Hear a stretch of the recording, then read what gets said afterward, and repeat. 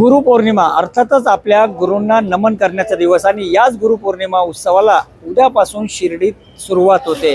3 दिवस चालणाऱ्या या उत्सवाची तयारी आता साईबाबा संस्थांतर्फे करण्यात आली असून उद्या पहाटे काकड आरती झाल्यानंतर व पोथी व प्रतिमा मिरवणूक काढल्यानंतर या उत्सवाला सुरुवात होईल आणि पुढील 3 दिवस साईंच्या शिर्डीत हा उत्सव सुरू राहील। एकूणच जर पाहिलं तर गुरुपौर्णिमा उत्सवानिमित्त साई मंदिराला आकर्षक अशी विद्युत रोषणाईचं काम सुरू झालंय। त्याचबरोबर आकर्षक अशा फुलांची सजावट देखील पूर्ण केली जाते।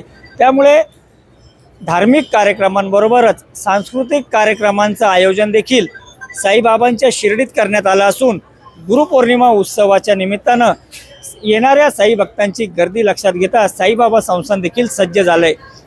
मुख्य दिवशी म्हणजेच गुरुपौर्णिमेच्या दिवशी पहाटे काकड आरती होईल आणि दिवसभर वेगवेगळे कार्यक्रमांचं आयोजन करण्यात आलं असून येणाऱ्या साई भक्तांना साईबाबांचं दर्शन व्हावं यासाठी गुरुपौर्णिमेच्या दिवशी रात्रभर साई मंदिर खुलं ठेवण्यात येणार आहे।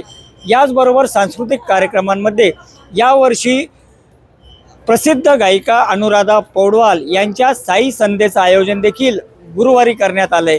एकूणच जर पाहिलं तर दरवर्षी गुरुपौर्णिमेला मोठी गर्दी होत असते, मात्र यावर्षी गुरुपौर्णिमा ही गुरुवारी आल्यानं साई भक्तांसाठी हा दुग्ध शर्करा योग आहे आणि याच निमित्तानं साईबाबांचे भक्त मोठ्या संख्येनं शिर्डीत दाखल होतील आणि त्या अनुषंगानं साईबाबा संस्थान देखील सज्ज झाले असून येणाऱ्या साई भक्तांचं दर्शन चांगलं व्हावं यासाठी वेगवेगळ्या पद्धतीचं नियोजन करण्यात येते। त्यामुळे उद्यापासून सुरू होणाऱ्या या 3 दिवसीय उत्सवाची लगबग साईंच्या शिर्डीत दिसून येत असून साईंच्या नगरीत साई नामाचा जयघोष सुरूच राहील।